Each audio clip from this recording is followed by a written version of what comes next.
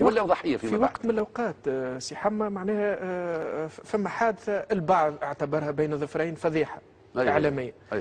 قلت انك تملك فيديو ضد عبد الفتاح مورو. اي لا كاسيت ضد عبد الفتاح مورو، والكاسيت هذيك معناها عملت ضجه كبيره في الاعلام، في اعلام بن علي، ومن بعد رفع قضيه عبد الفتاح مورو وربح القضيه. صحيح. وطلع الفيديو ماهوش مواتش كلامك. لا كيفاش المساله ساعه لهنا نحب نوضح حاجه اللي في الفتره هذيك راهو الاعلام الاطراف السياسيه الكل كانت تخرج في الجرائد الكل. كان ثم في الفتره هذيك راهي الجرائد كانت موجوده شنو كانت راهي المغرب يخرجوا فيها الناس الكل، حقائق يخرجوا فيها الناس الكل، الصباح، الاعلان، هالجرائد كل هذه في الفتره هذيك راهي كانت جرائد مفتوحه. نذكر البطل كان جرائد مفتوحه للجميع، مره تتسكر مره تتفتح. كانت الاعلان بما فيه انا سميتها تو تتفتح تتحل وتتسكر. وكانت الجرايد لانه في الفتره هذيك الاعلام كله راهو كان اعلام في الاساس اعلام بن علي كان، ولكن في فتره تحل شويه اشد موالاه درجات الموالاه كان ثم درجات. بالنسبه جاوبت عليها انا قضيه الكاسيت هذه في خاطر الكلام اللي يروج انا باختصار اللي هي في الحقيقه راهي اولا هي راهي سياسيه. هي راهي سياسيه عندها طابع سياسي، ونحن اذا كان نجوا نقيموها المساله هذه في الحقيقه ربما وين نحن كان ثم سوء تقدير. كان ثم سوء تقدير لان نحن بالنسبه لي كانت صراع سياسي.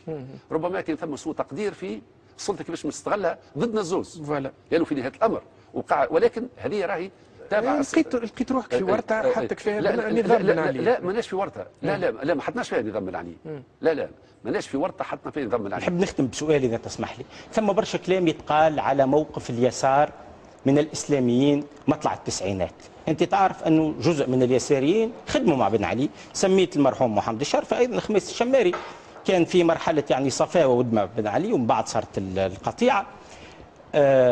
في بدايه التسعينات نشرت احدى الصحف خبر تقول انها تلقت كاسيت من حزب العمال الشيوعي فيه لقطات مخجله لقيادي من النهضه. حزب العمال في ذلك الوقت لم يكذب هذه الروايه، مما جعل الكثيرين يتهمونه بالوقوع في حبال لعبه مخابراتيه، خاصه انه رئيس تحرير الصحيفه اللي نشرت الخبر هذا كتب في برشا مرات مشيدا بحكمه حمى الهمامي ورؤيته الثاقبه لخطوره الحركات التي يسميها الارهابيه. لماذا لم يدفع حزب العمال عن نفسه تهمه ترويج تلك الاشرطه؟ انا بصراحه راني دخت بالله يعطيني وقتاج الجريده ذي خرجت جريده الاعلان. سامحني هي تعطيها لي تحكي تقول راهي الجريده خرجت قالت حزب العمال روج.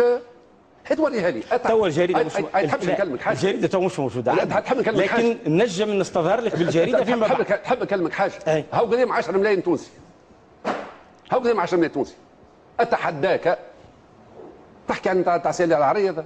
لا تاع فتح مور. انت لا تاع فتح مور تحكي عن تاع فتح مور. انت غلط. لا مانيش. هاو مش نصلح لك شويه. صلح لي. هاو مش نصلح لك كلامك ومعلوماتك. مش كلامي هذا. لا بصراحه انت تعرف سي حمد الكلام هذا قيل ويقال. سامحني عاش المرحله هذه. سامحني راك صحافي قبل ما تجي لهنا تحضر روحك.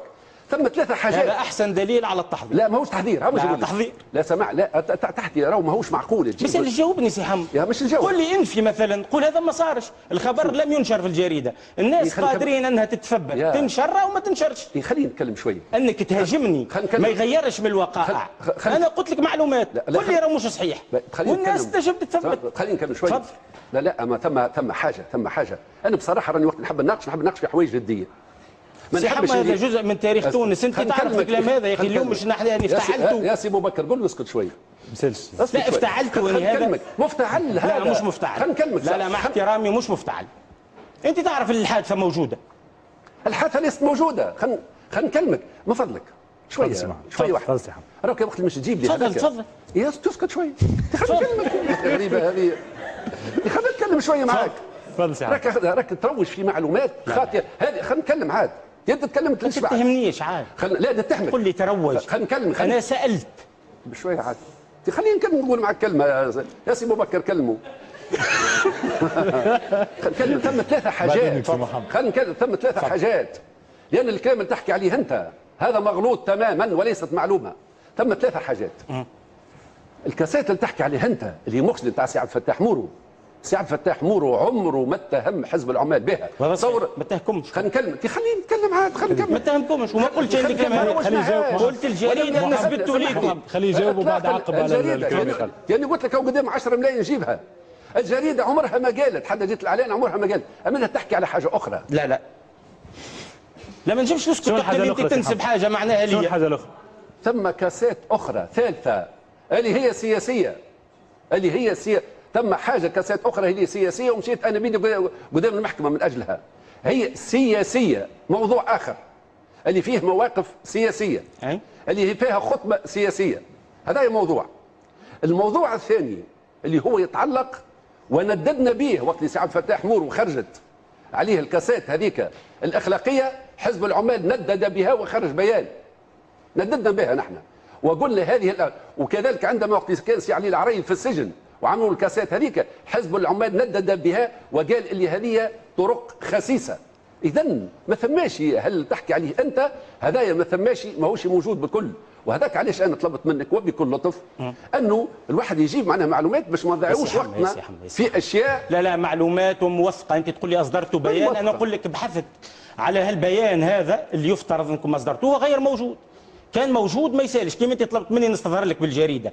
اذا البيان اللي اصدرتوه تنددوا بالشيء هذا موجود نتمنى انه نقدم لك الجريده وانت تقدم لي البيان. خلينا انا مش لا خليني وفي الوقت هو ما لا خليني نكلمك علاش اخي. عام 90 91 92 كان ثم بيانات في الجرايد. وين مش تلقاه بيان؟ وين مش يكون؟ وجريده حزب العمال تنجم تلقاها. كنا عايشين في السريه ربما سيادتك وقتها ما كنتش عايش الظروف اللي نحن كنا عايشين فيها. ربما ما كانش تخرج راي. هذا حكم انطباعي. ربما لا ما حبيت نقول لك انا اللي كونه هذه راهي من الكلمات هذه راهي هذه. اليسار ما تحالفش مع بن علي لمذبحه الاسلاميين. اليوم الاسلاميين يحاسبوا فيكم على هذا. تعرف النهضه تقول قلت اليسار ما قلتش حزب العمال. اولا الساعه اولا راهو ما ثمش يسار. سي محمد الشرفي ما كانش يقول على روحه يسار. راه تو سي محمد الشرفي ما كانش يقول على روحه يسار.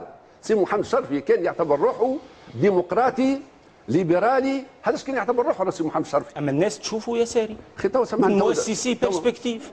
احنا ما نشوفوش الناس هي شو تقدم نفسها. سامحني. شنو الناس تحمل افكار.